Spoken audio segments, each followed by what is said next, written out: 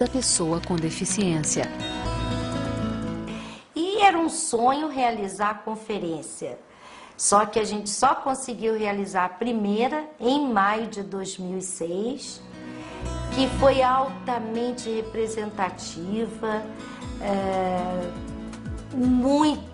foi um marco na história do movimento, né? Porque vieram pessoas eleitas nos seus municípios, nos estados. É importante registrar que em 2006 e 2008, como eventos pioneiros no Brasil e no mundo, aconteceram a primeira e a segunda Conferência Nacional dos Direitos da Pessoa com Deficiência. Parece pouco, mas são reuniões municipais, regionais, estaduais, que juntam milhares de pessoas das diferentes áreas da deficiência para juntas discutirem com diversidade política, oposição e situação, partidos diferentes, partidos opostos, nisso se juntam e entendem que o tema supera diferenças eleitorais, partidárias, é um tema de Brasil, é um tema de nação, sobretudo é um tema de direitos humanos. Conquistas e desafios do século XXI. Equiparação de oportunidades. Queremos nossos direitos e não privilégios. Aliás, não são benefícios, são equiparações de oportunidade, né? Acessibilidade, transporte, acesso ao lazer, ao turismo, à saúde, a tudo. É só uma equiparação de oportunidades. A história das pessoas com deficiência realmente é uma história de falta de oportunidades. Então, isso é um fator, para mim, muito mais limitante que a própria deficiência. Conquistas e desafios do século XXI. Mercado de trabalho. Aliás, o trabalho se chama inclusão. Inclusão é a mesma coisa do trabalho. Nossa, falar sobre o trabalho é uma coisa mais gratificante para mim. Como disse no meu livro, eu tenho prazer de trabalhar. Com relação ao trabalho, que é o momento do emprego, quando se fala nessa parte da lei de cotas e tudo mais, nós estamos preparando pouco a pouco as empresas para estar recebendo as pessoas com surdo-cegueira. Porque muitas delas não estão preparadas para estar recebendo, não só o surdo-cego, mas todos, né?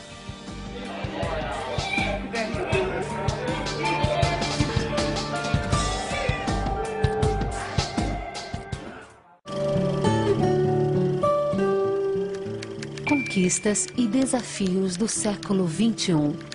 Inclusão. A integração é um modelo segundo o qual pessoas com deficiência, uma vez reabilitadas, né, uma vez habilitadas, alcançam o patamar, alcançam aquele padrão de se encaixar na sociedade como ela sempre existiu. O modelo da inclusão é mais ou menos o inverso, ou seja, não é para encaixar a pessoa na sociedade, não é para mudar a pessoa para encaixar numa sociedade que não mudou, né? Do jeito que era. A inclusão é você mudar a sociedade, né? Derrubar todas as barreiras, tirar todos os obstáculos, mudar atitudes, mudar sistemas, para que qualquer pessoa, tenha deficiência ou não, ou qualquer que seja a deficiência, possa fazer parte da sociedade, sem precisar provar nada. O conceito de inclusão e o conceito de desenvolvimento inclusivo surgem já como uma evolução do que a gente chama o modelo médico para o modelo social. Para entender a diferença entre o modelo médico e o modelo social, que na verdade a Convenção da ONU é criada com base nesse modelo social da deficiência, A diferença é, eu vou contar através de uma imagenzinha que eu sempre trabalho, que eu acho que facilita, que é o seguinte: se você tem, por exemplo, um cadeirante em frente a uma escada e lá em cima tem a urna de votação, tá? E a pessoa está lá parada, né, porque não tem como fazer nada, e alguém com a visão de modelo médico vai passar e vai falar: coitado, ele não pode subir para votar porque, coitado, ele é deficiente. Mas o modelo social vai passar, vai olhar a cena e vai falar: mas que absurdo, como é que alguma pessoa, um cidadão, não pode votar porque construíram uma escada e ainda botaram uma urna de eleição lá em cima, né? Minha história de vida buscando inclusão, né? Quando eu era criança, até hoje. Inclusão começa na família. Na família, depois na escola, os amigos e trabalho.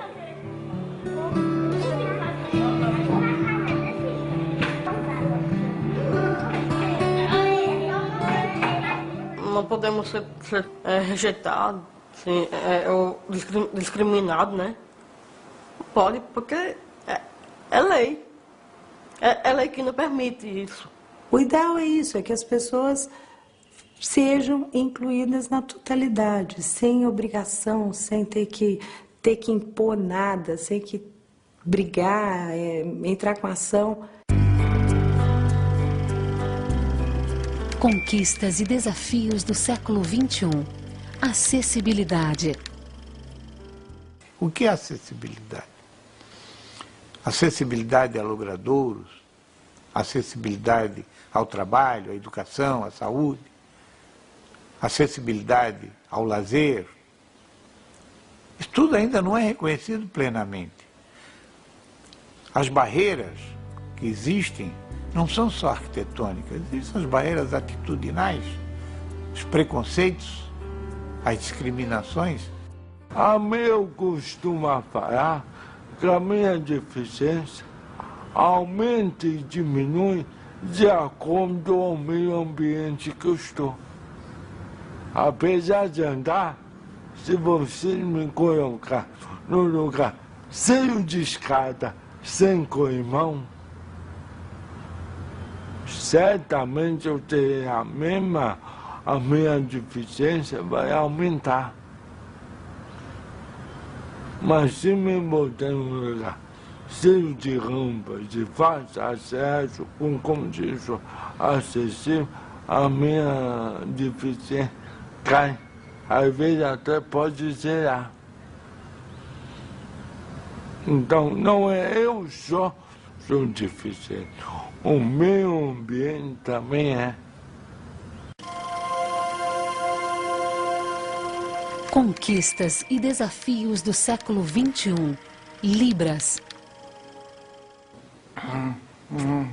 A Libras é uma língua para os surdos, pois não ouvem e usam a língua de sinais. E os ouvintes? Ouvem e usam a língua oral. A Libras é a língua do surdo. A língua brasileira de sinais, Libras, foi reconhecida como língua oficial em 2002.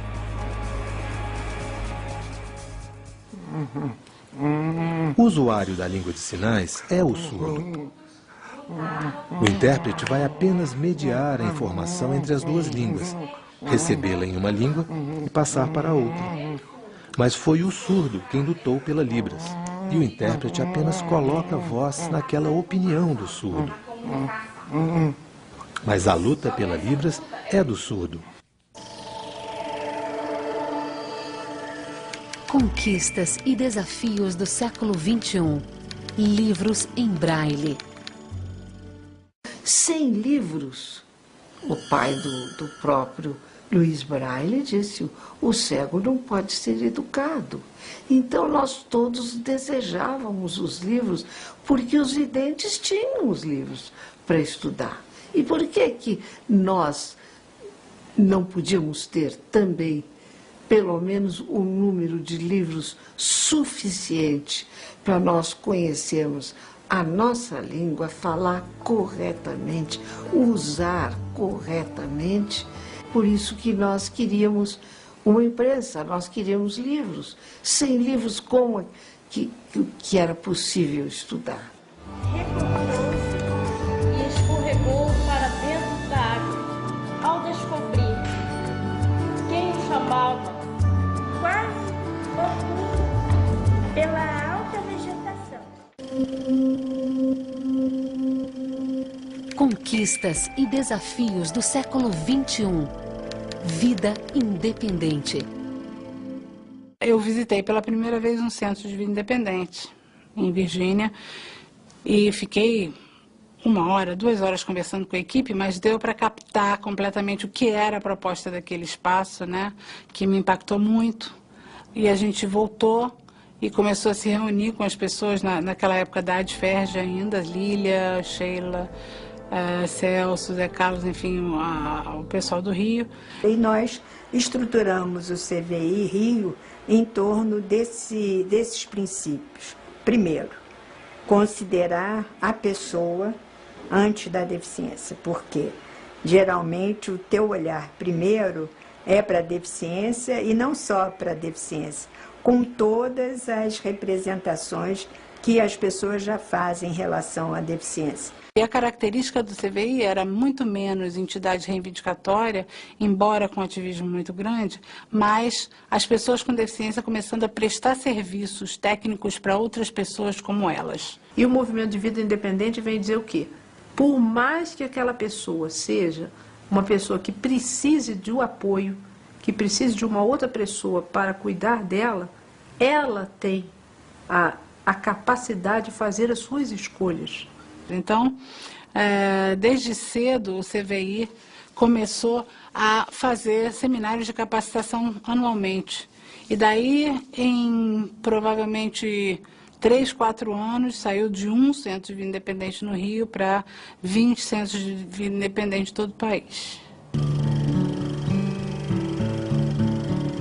Conquistas e desafios do século XXI.